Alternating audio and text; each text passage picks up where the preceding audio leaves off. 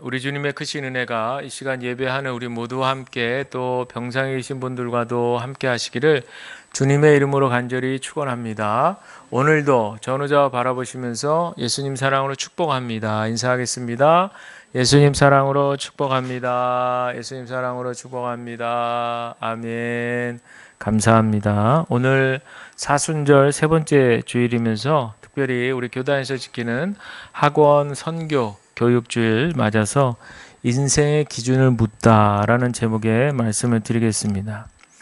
제가 예전에 청년 시절에 좋아했던 영화 배우 중에 짐 캐리라고 하는 외국인 배우가 있었습니다. 여러분도 기억하실지 모르겠는데요. 얼굴 표정이 얼마나 다양한지 정말 그 얼굴을 보고 있으면 저절로 웃음이 나오는, 그래서 많은 사람들이 아주 환하게 그렇게 웃게 하는 그런 아주 재밌는 그런 캐릭터였는데, 이분이 어느 인터뷰에서 이런 얘기를 했답니다. 나는 모든 사람들이 부자가 되고 유명해졌으면 좋겠다. 그래야 그것이 정답이 아니라는 것을 알게 될 테니까. 이렇게 인터뷰를 했다는 거예요. 짐 캐리가 출연한 영화 중에 트루먼 쇼라고 하는 영화 혹시 보셨는지, 참 오래된 그런 영화인데요. 그 영화는 한 사람의 인생이 마치 거대한 쇼 같다, 이제 이런 줄거리를 가지고 있는 이야기입니다. 그런데 어느 순간에 이 주인공이 이 질문을 하는 게 되는 거예요. 이게 정말 내 인생인가?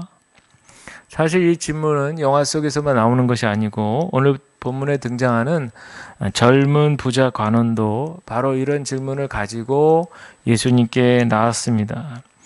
오늘 본문의 말씀 잘 아실 텐데요. 단순히 영생을 묻고 여기에 대한 답을 얻는 그런 말씀만이 아니라는 것을 우리가 알아야 합니다.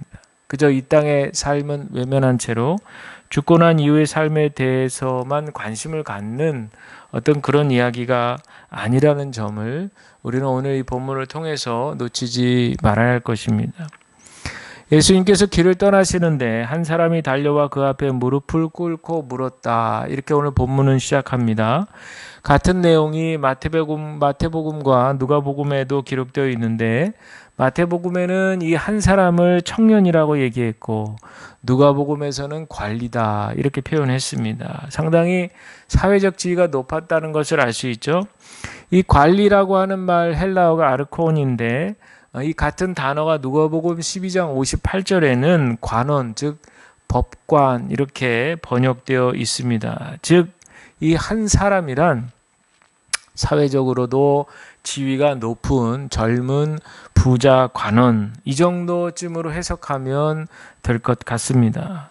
이렇게 고위직의 관원이 예수님 앞에 무릎을 꿇었다는 것은 뭔가 그에게 간절함 또는 절박함이 있다, 이렇게 느껴집니다. 젊은 나이에 소위 돈도 많고 또 고위직에 오를 정도면, 조금 과장해서 말씀드리면 세상 얻을 것 이렇게 이른 나이에 다 얻은 셈인데 무엇이 그를 예수님 앞에 무릎을 꿇게 했을까요? 성경은 인간에게는 세상 것으로만 채워지지 않는 그 무언가 갈망이 있다, 그렇게 얘기합니다. 전도서 3장 11절 말씀에 보면 하나님은 인간에게 과거와 미래를 생각하는 감각을 주셨다. 세 번역은 이렇게 표현하죠. 옛날 우리 개역 개정판에는 잘 들으셨던 말씀이죠. 사람의 마음에 영혼을 사모하는 마음을 주셨다. 바로 이 말씀입니다. 즉 인간은 단지 오늘 하루 먹고 사는 문제만으로 급급해하며 만족해하는 존재가 아니라는 것이죠.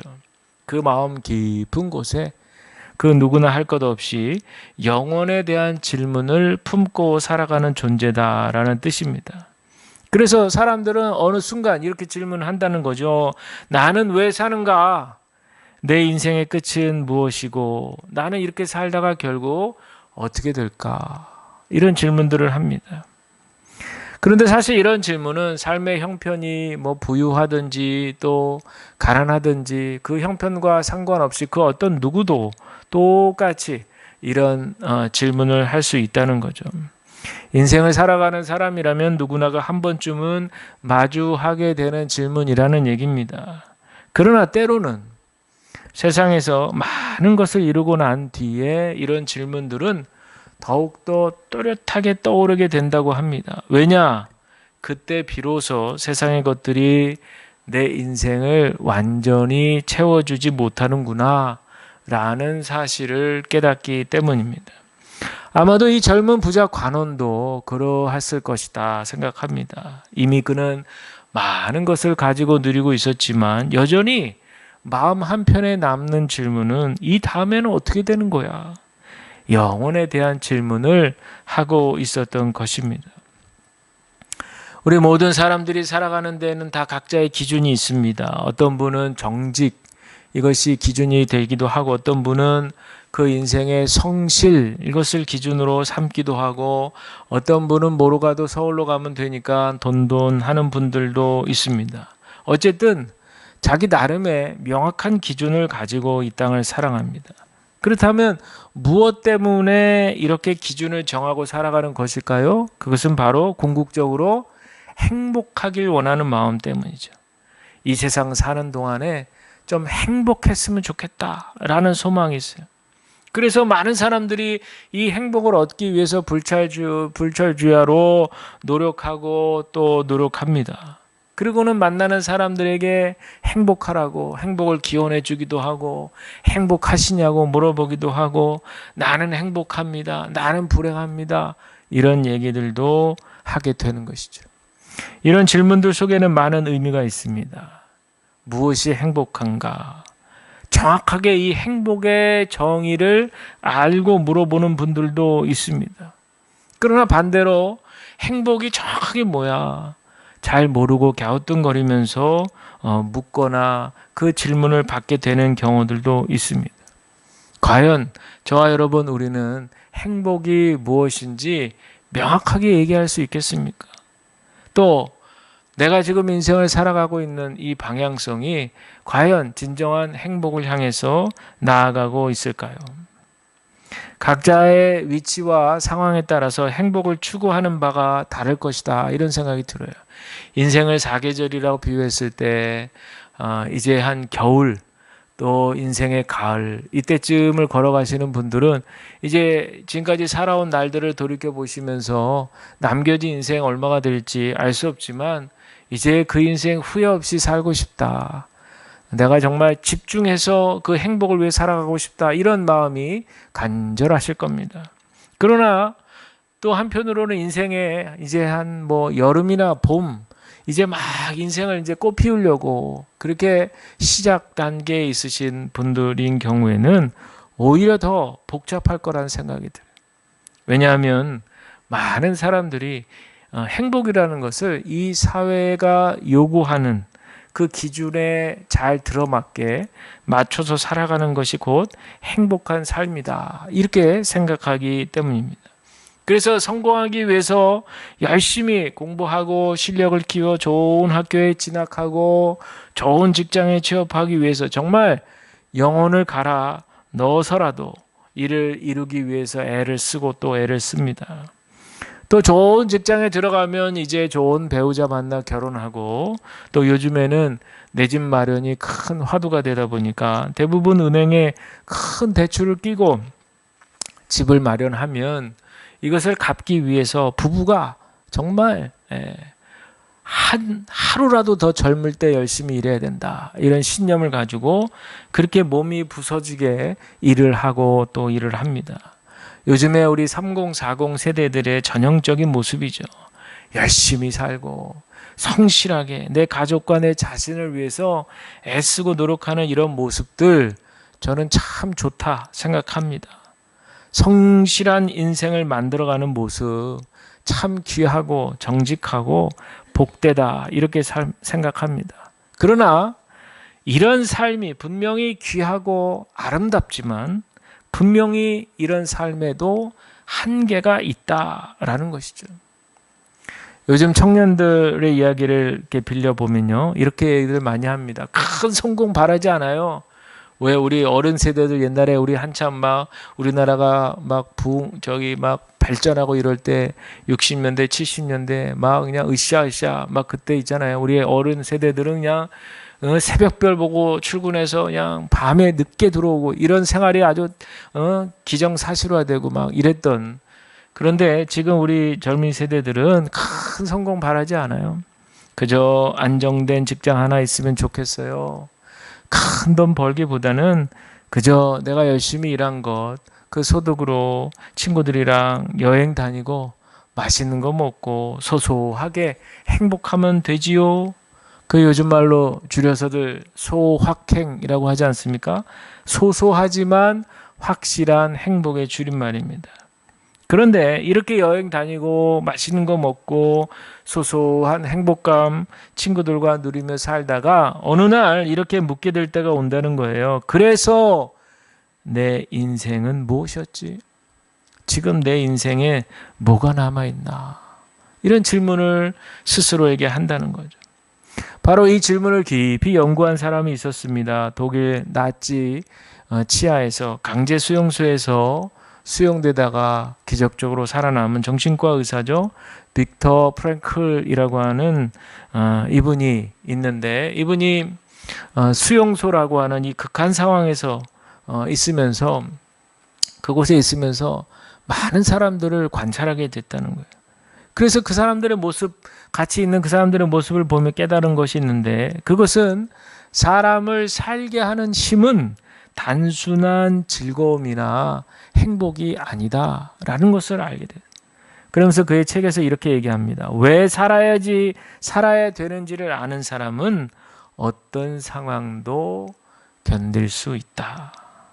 이 말은요, 해석하면 사람이란 존재는 단순히 어떤 즐거움을 위해서 존재하는 것이 아니라 의미를 위해서, 의미를 찾고 의미를 위해서 살아가는 존재라는 거예요. 왜 이 사람이 그렇게 얘기했을까요? 수용소에서 그 언제 풀려나갈지 모르잖아요. 그러니까 옛날에 제가 소개 한번 했지만 인생은 아름다워라는 영화도 제 인생 영화 중에 진짜 기억하는 영화 한 편인데, 그것도 같은 소재죠. 독일의 나치 치하에서 수용소에 갇혀 있는 그런 생활. 거기서 아버지와 아들의 그런 이야기죠. 그 어린 아들에게 미래의 소망을 주기 위해서 이 아버지는 그 안에 모든 삶이 마치 꾸며진 것처럼 우리가 지금 게임하는 거다, 이렇게 생각을 하고 아들한테 얘기를 해주면서 아들에게 절망하지 않도록 도와주는, 참 그런 이제 연출로 이렇게 표현되는 것들이 얼마나 감명이 되던지 지금도 기억이 나는데, 바로 이 프랭클의 이 수용소 생활도 마찬가지인 거죠.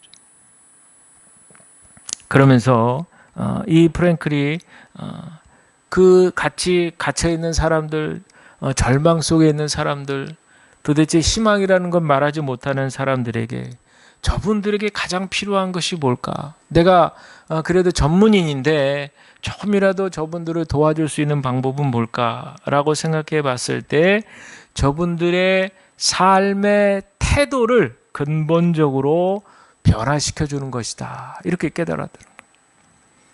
그러면서 깨닫게 된 점이, 우리 인생에서 정말로 중요한 것은 뭐냐? 대개는 우리가 우리 삶에 대해서 기대하고 희망하고 바라고 나를 위해서 우리의 삶이 뭔가 근사하게 멋지게 보여줘야지 뭐 이런 것 기대하는 것이 아니라, 반대로 우리의 삶이 우리에게 무엇을 기대하는지를 깨닫게 해주는 것, 이게 참 중요한 일이다라는 것을 빅터 프랭클은 그의 저서에서 소개하고 있습니다. 우리는 보통 생각하기를 내 인생에서 나는 무엇을 얻을 수 있을까? 나는 얼마나 내 인생에서 행복할 수 있을까? 그러나 프랭클은 이 질문 자체가 틀렸다는 거예요. 중요한 것은 내 인생이 무엇을 얻느냐가 아니라 무엇을 위해서 살아갈 수 있겠느냐라는 것이죠. 이 말은 바로 내 인생의 의미가 무엇인지를 깨닫도록 저와 여러분 우리를 촉구하고 있습니다. 내가 그토록 열심히 공부해서 실력을 연마했다면 내 아름다운 미래 인생을 위해서 노력하는 그 모든 노력들이 과연 우리 인생에 어떤 의미가 있는지를 분명히 말할 수 있어야 된다는 거예요. 아마 오늘 본문에 등장하는 부자 관원도 이런 마음이었을 거라 생각합니다. 젊은 나이에 사람들이 부러워할 만한 스펙을 갖추고 사회적 지위도 이루었으니 얼마나 자기 자신에 대해서 대견하고 자부심을 느꼈을까요? 그런데 그 마음 한구석에 떠오른 생각 지울 수 없었을 것입니다. So what? 그래서 어쩌란 말인가? 아직도 많이 남아있는 이 내 인생을 앞으로 어떻게 살아야 이 허전한 마음이 메워질 수 있단 말인가? 저는 이 1절에 있는 말씀만 이렇게 뚫어지게 보면서 그런 생각이 들어요. 얼마나 다급했으면 예수님 앞에 찾아와서 무릎을 꿇었을까? 그런데 이 젊은 관원이 예수님께 던진 질문을 잘 들어보세요. 선하신 선생님, 내가 영원한 생명을 얻으려면 무엇을 해야 합니까? 여기에는 한 가지 분명한 전제가 들어있어요. 그것은 영생을 얻기 위해서 무언가를 해야 한다고 생각하는 거예요. 다시 말하면 그는 여전히 무엇을 얻는 방식을 그의 인생의 기준으로 삼고 있다는 거예요. 그래서 예수님께 자신 있게 말하지 않습니까? 저는 어려서부터 10계명, 모세 10계명 다 지켰습니다. 자신 있게 예수님 앞에 얘기합니다. 내가 이 정도 잘했으면 뭔가 얻을 수 있는 거 아닙니까? 분명히 아마 이 청년은 도덕적이고도 성실하게 잘 살아온 사람이었을 거라 생각합니다. 그런데 그 다음에 나오는 이 말씀이 오늘의 핵심 구절입니다. 우리 21절, 우리 다 함께 읽겠습니다. 시작. 예수께서 그를 눈여겨보시고 사랑스럽게 여기셨다. 그리고 그에게 말씀하셨다. 너에게는 한 가지 부족한 것이 있다. 가서 네가 가진 것을 다 팔아서 가난한 사람들에게 주어라. 그래야 하면 네가 하늘에서 보화를 차지하게 될 것이다. 그리고 와서 나를 따라라. 아멘. 자, 지금 이 예수님이 젊은 관원을 혼내시거나 정죄하신 것이 아닙니다. 오히려 그를 눈여겨보셨다. 사랑스럽게 여기셨다 그랬어요. 이 말씀은 그 부자 젊은 관원의 그 모습에 그 진지한 모습을 보신 거예요. 그리고 그가 하고 있는 이 질문이 얼마나 지금 진지하고 다급한지를 알고 계셨다는 뜻이죠. 그래서 그 인생의 중요한 부분을 건드리신 거예요. 가서 네 가진 거 다 팔아서 가난한 사람들에게 주어라. 그리하면 네 하늘에 보화가 넘칠 거야. 그리고 와서 나를 따라라. 그런데 이 말씀을 이제 오해하기 시작하면 이렇게 생각할 수 있어요. 아, 역시 예수님도 저 사람의 재산이 뭔가 좀 원하시나? 아니면 마음에 걸리셨나? 재산을 버리라고 하시네. 그러나 여러분, 이 말씀의 핵심은 단순히 재산이 많고 적음의 문제가 아니라는 거예요. 어떤 부분을 예수님이 건드리신 건가? 젊은 관원의 인생에 여전히 정답이라고 붙들고 있는 기준을 흔드신 건데 그게 그 젊은 관원에게는 재물이었다는 거예요. 그거를 건드신 거예요. 그래서 성경은 이렇게 말하는 거죠. 나를 따르라. 나를 따르라. 조금 어떻게 보면 이렇게 맥락이 안 맞는 것 같잖아요. 나를 따르라. 이 말은 진정한 행복을 얻기 위해서 삶의 기준을 바꾸라 라고 하는 도전의 말씀입니다. 지금까지 정답이라고 믿고 이것이다 라고 믿고 붙들었던 기준을 내려놓으라 라는 예수님의 말씀입니다. 앞서 빅터 프랭클의 통찰도 언급드렸지만 이미 예수님은 2000년 전에 이 부자 청년에게 삶의 의미를 발견하는 것이 중요하다는 것을 이미 말씀하셨어요. 2000년 전에.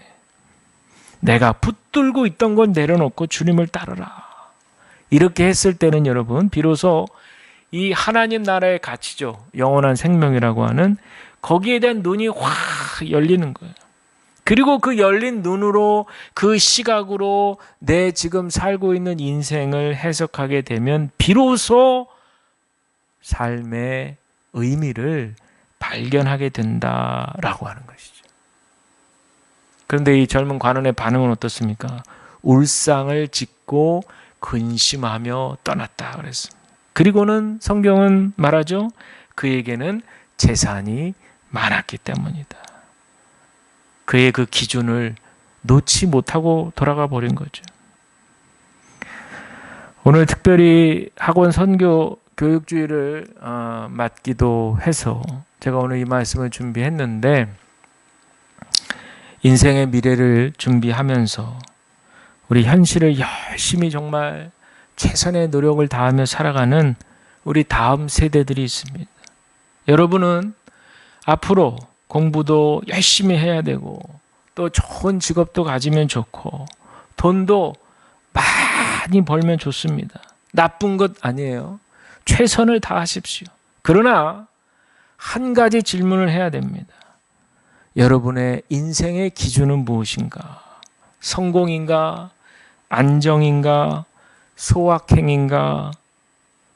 여기에 예수님은 말씀하시는 거죠. 나를 따르라. 그런데 우리가 이 나를 따르라는 말씀을 좀 거북스럽게 느껴지는 이유가 있어요. 많은 사람들이 생각할 때 예수님을 따른다고 하면 내가 하고 싶은 거, 내가 원하고 바라는 것들, 이런 거 못하는 거라고 생각하고 규제를 당하고 제재를 당하고 하지 말아야 할 것들이 많고, 이런 생각들을 많이들 합니다. 결국 내 인생을 포기하라는 거 아니야? 한 번뿐인 내 인생인데 내가 하고 싶고 즐기고 싶고 이런 거 자유가 속박되고 구속당하는 거 아니야? 이렇게 생각을 하게 되는 거죠. 그러나 여러분들, 그런 뜻이 결코 아니에요. 예수님의 나를 따르라, 이 말씀은 그런 뜻이 아니라, 중요한 것은 내가 행복이라고 생각하며 열심히 달려가는 내 인생 속에 담긴 그 진정한 참된 행복의 의미를 발견하라는 겁니다. 그런데 많은 사람들이 세상적 행복만을 추구하기 때문에 진정한 행복의 의미, 삶의 의미를 발견하지 못하는 거죠. 앞서 소개해드린 빅터 프랭클이 이런 얘기 했어요. 왜 살아야 하는지 아는 사람은 어떤 상황에도 견딜 수 있다. 그가 수용소에서 직접 경험한 얘기니 분명한 이유가 되겠죠. 왜 살아야 하는지 그 이유를 아는 사람은 어떠한 상황에서도 견뎌낼 수 있다. 즉, 우리 기독교적인 용어로 바꿔 말씀드리면 소망이 있는 자에게는 지금 인내의 열매를 우리가 거두게 된다라는 뜻 아니겠어요?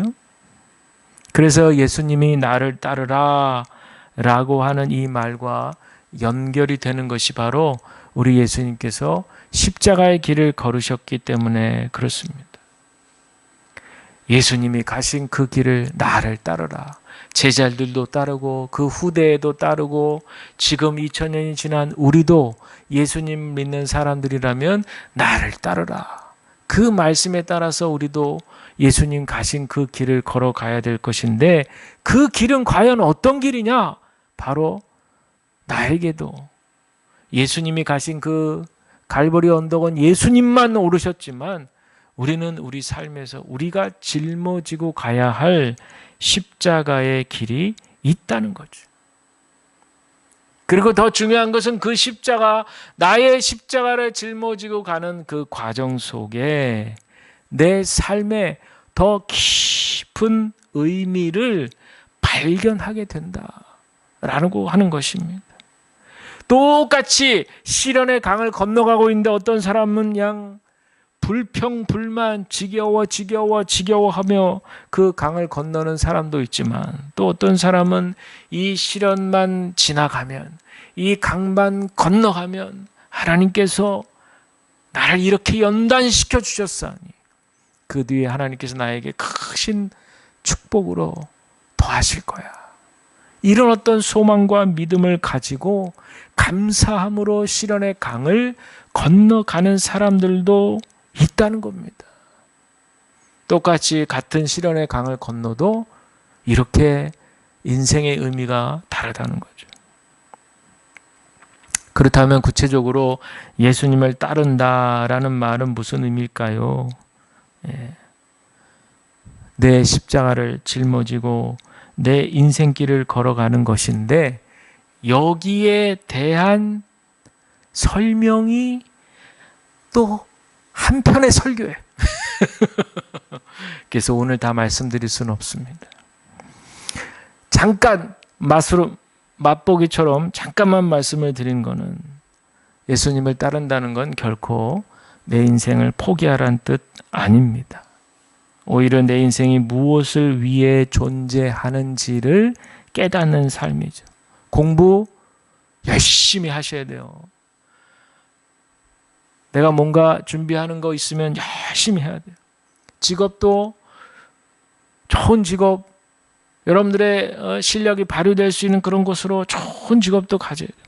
돈도 많이 벌면 좋죠. 우리 웨슬리 목사님도 할 수 있는 만큼 많이 정직한 방법으로 벌려고 그랬어요. 물론 그런 다음에 많은 이웃들에게 나눠줄 수도 있어야 된다는 얘기도 했죠. 그러나 이 모든 것들, 나만을 위한 삶이 아니라고 하는 것, 뭔가 그 쌓아가는 것들을 통해서 하나님께서 하시려고 하시는, 나만을에게만 계획하신 뜻이 있다는 것, 요거를 깨닫는 거예요. 요게 예수님을 따르는 삶인데, 요것을 전문 용어로 소명이라고 하는 거지. 여기에 대한 말씀은 다음 주일에 연이어서 하도록 하겠습니다. 자, 오늘 말씀을 정리하시면서 내 인생의 기준은 무엇인가? 나는 지금까지 어떤 기준을 가지고 살아왔는지 여러분 한번 생각해 보시길 바랍니다. 지금까지 길든 짧든 살아온 인생길 위에 내가 내 인생의 삶의 의미를 정확하게 깨닫고 살아왔는지, 지금도 내가 하루하루를 고통 가운데 살아가고 있다면 그 삶 속에서 나는 과연 어떤 의미를 발견하면서 살아가고 있는지. 자, 우리 주보에 나와 있는 질문을 보시고 함께 생각하시면서 답을 하시고 또 주님 앞으로 기도의 자리로 나아가시기를 바랍니다.